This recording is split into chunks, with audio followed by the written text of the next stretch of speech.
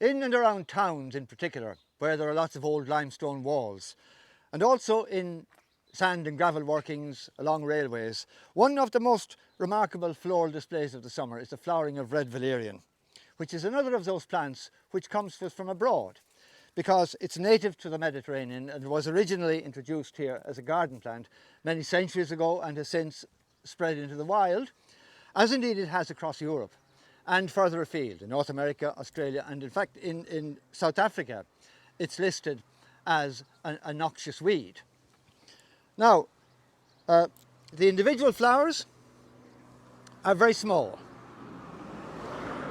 but when they're massed in these glorious tall spires, they're visible from afar to their pollinators, which are butterflies, because this is a classic butterfly flower. You have the colour first of all. This dark ruby colour is one of the colours to which butterflies respond most immediately. The scent is the smell of lilac, which is the scent to which butterflies respond in particular.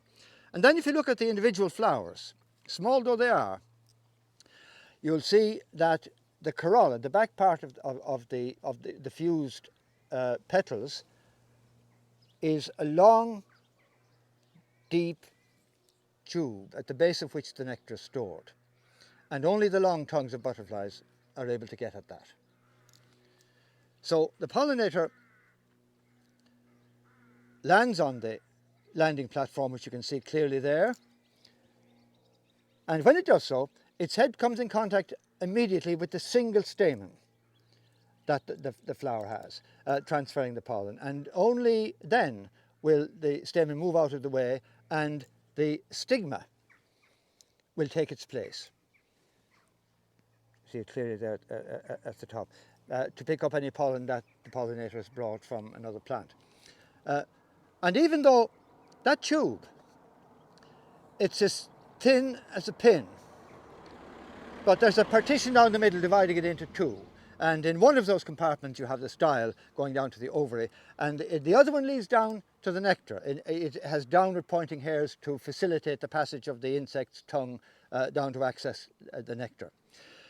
Then, all going well, later in the summer, this will produce a head of plumed seeds of marvellous structure, which we'll examine later on in the year.